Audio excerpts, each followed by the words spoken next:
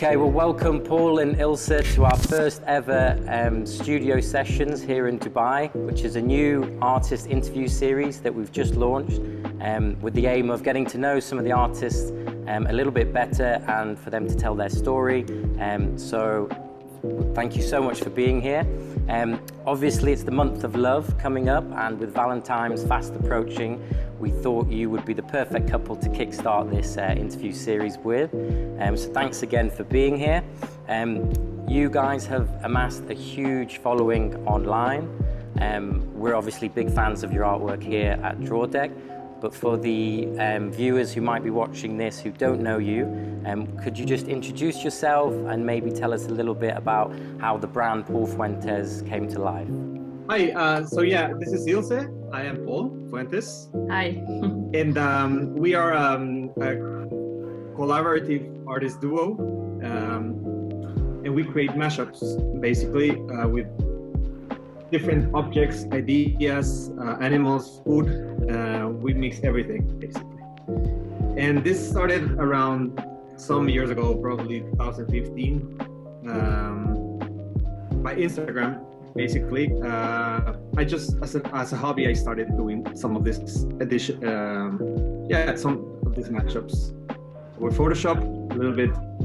The trend was a little bit that food was the thing. Everyone was taking photos of their own, what they were eating on the restaurant.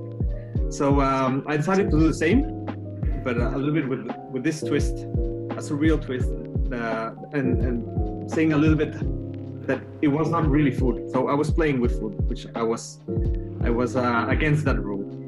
So that's how it started. It really started, and then it started to kick in and started to get followers, and then projects and clients. So it started just like a joke, which was really nice too.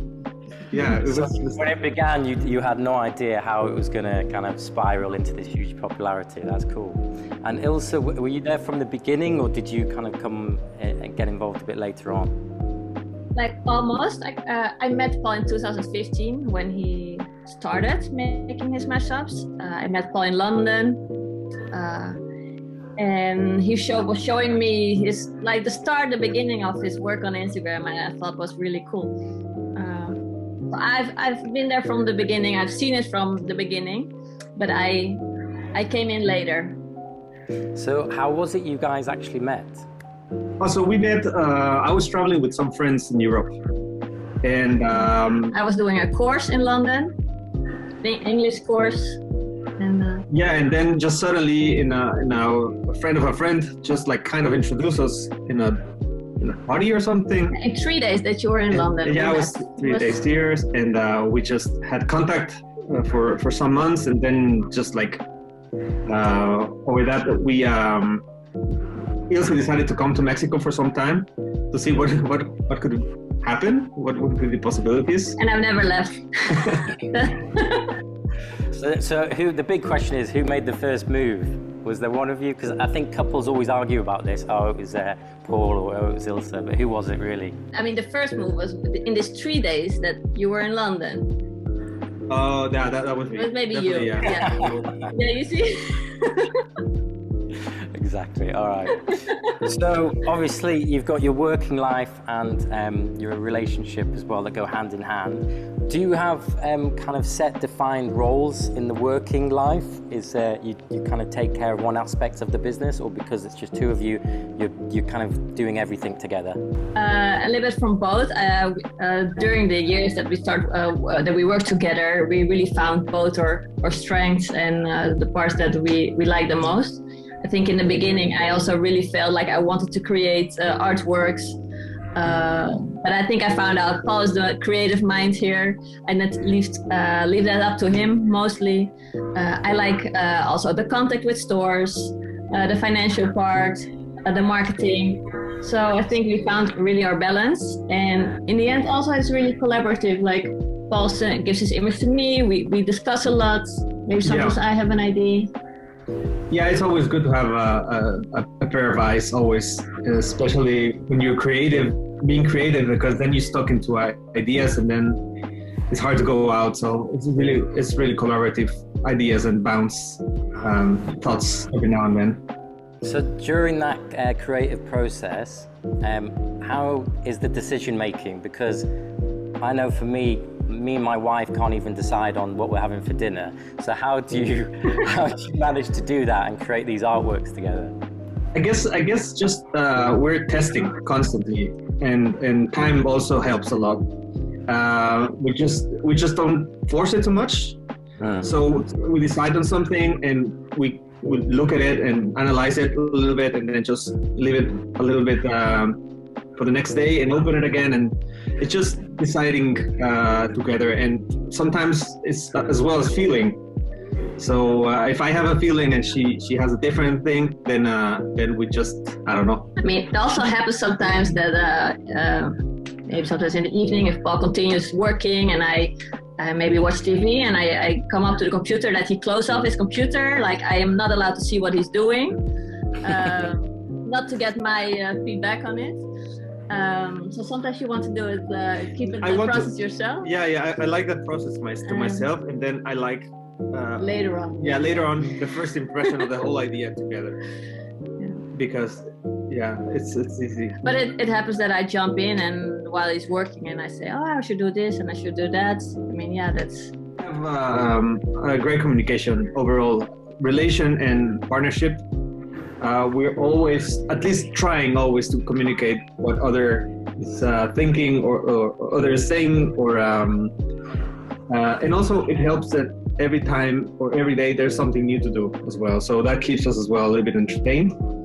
And we also respect a lot of our own spaces and our own moments of inspiration, or if you're doing managing or administration, I would just shut my mouth, yeah. There's music on and we have our own... Yeah. So in terms of the work, you guys have defined it as kind of the new pop art. Can you expand on that a little bit? The origin of pop art is it was meant to be for everyone. It was not supposed to be on the galleries or the museums or the exclusive rich people could see it only. So yeah, it turned out to be that way because I was always in love about that idea that art should be shared and it should be affordable. It should be for everyone. It should be in everyone's. That sign, art for everyone. Exactly. So that's exactly what I started doing a little bit to make it for everyone, so everyone could understand. So it would be inclusive to all languages or all different types of perceptions. We just try to rest it a little bit of, and of course play with the products that are mass production. So you just mentioned obviously your family are back in the Netherlands, Paul's are in Mexico. So obviously you're very different nationalities. Has that brought any interesting dynamics to the relationship? My wife's Swedish and I'm obviously English. So English, when they want to be in social environments, can be very reserved and polite, but the Swedes are extremely direct and honest and they tell you exactly how it is. So that was a bit of a shock to me at first, but it was a good balance because I think we complement each other well. Same here, I think. Same, exactly. I think the directness was also a shock for you, right?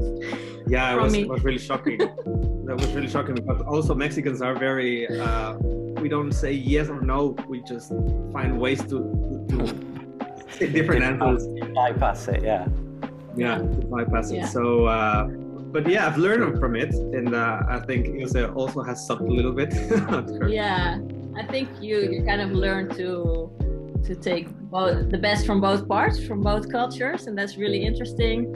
And yeah, communication-wise, for example, my directness, I learned from Paul, and that's why I think while working, we discuss a lot. I'll dial the romance up just a little bit now. What is the one thing that you love about each other? Put you on the spot. I mean, there are many things I love about it. Perfect answer. If I need to think of one, I think it would be her sense of humor, or sense of like being such a nice, open, big laugh, happy person in like personally or with other people or with strangers or she's really nice and open. I think the other way around. Paul's really passionate about his work, about many things, music.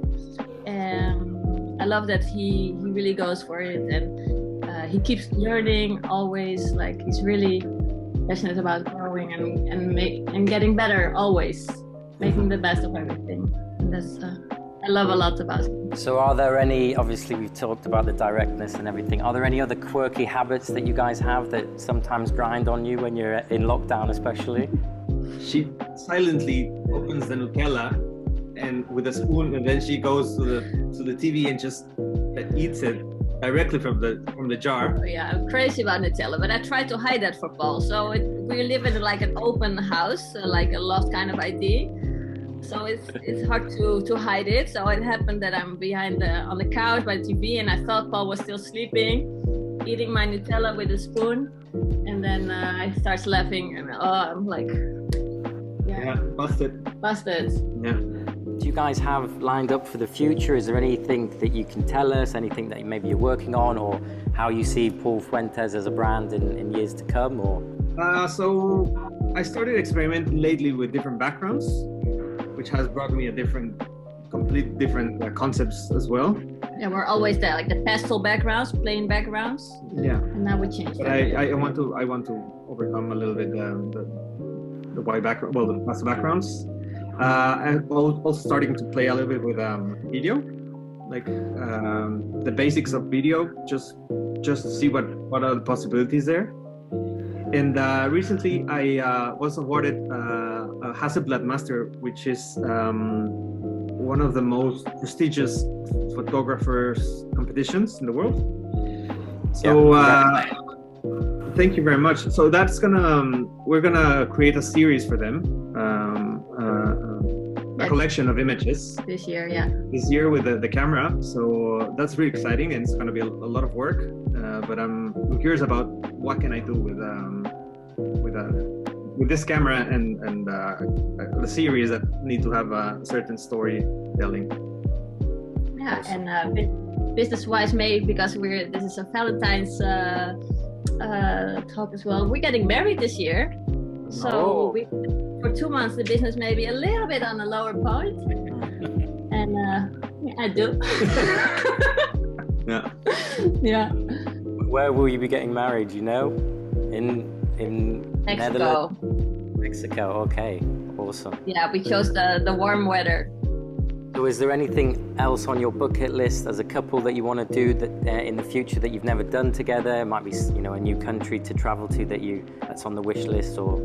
Yeah, I think traveling needs to be it's always on our bucket list. We would love to live somewhere else, probably somewhere in Asia maybe, or for a couple of months maybe, to try like Indonesia.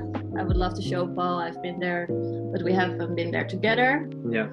And maybe, for example, winter sport. Last year you saw for the first time snow in London, which was impressive. Yeah, that was really impressive to see now.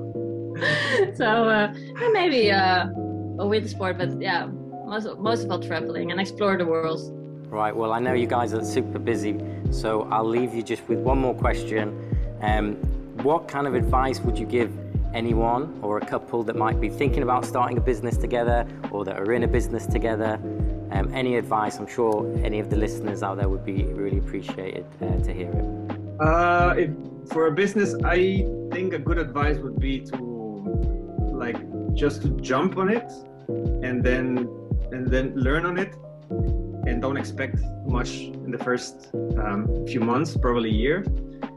And one of the things that I always think that is a good thing is copy what successful business are doing, or replicate a little bit, and so you can understand what's happening, why are they doing it that way, and that way you will learn, or you will understand, and you will get your own style, or your own your own style of business. It's always good to have someone to look up a little bit too. Yeah, and I think advice as working as a couple, I think most of all is the communication. Have clear what each is gonna do. We always said, for example, having a structure, okay, we start working at this hour, and we make our hours. Also, if you don't have too much to do, I mean, there's always something to do. So not that you have to feel that someone is working more than the other. Yeah, balance. Balance in that, and finding your own spots, what you like to do. Yeah, and keep it fun as well. That's really important, to always keep it fun. Otherwise, there is no inspiration. So brilliant. Okay. Well, thank you so much again, guys, for joining us on our first ever Studio Sessions interview. Like I said, we're huge fans of yours, so please don't stop, keep creating and keep making us smile at everything you do. And if you do end up in Asia or somewhere abroad, make sure you stop in Dubai. We should, yes, we should. Thank you, Alex. Thank you for the invitation. We're really honored to be the first on this series. Thank you so much. Okay.